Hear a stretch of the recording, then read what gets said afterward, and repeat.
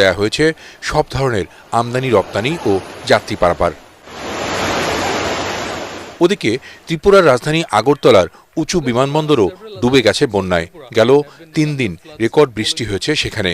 বন্যার এমন নাজুক পরিস্থিতি ৩ দশকেও সেখানে হয়নি বলে জানিয়েছেন মুখ্যমন্ত্রী। ত্রাণ ও উদ্ধার তৎপরতায় কেন্দ্রীয় সরকারের জরুরি সহায়তা চেয়েছেন তিনি। তো এরকম বৃষ্টি তো কখনো ত্রিপুরাতে আমার জানা মতে হয়নি।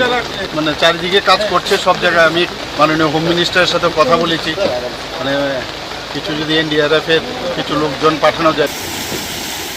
৩১ বছর পর ত্রিপুরার ডম্বুর জলাধারের গেট খুলে দেয় সীমান্তবর্তী সিলেট, মৌলভীবাজার, ব্রাহ্মণবাড়িয়া, ফেনী, নোয়াখালী, কুমিল্লা, খাগড়াছড়ি ও চট্টগ্রামে হঠাৎ এই বন্যা পরিস্থিতি তৈরি হয়েছে বলে মনে করছেন বিশেষজ্ঞরা।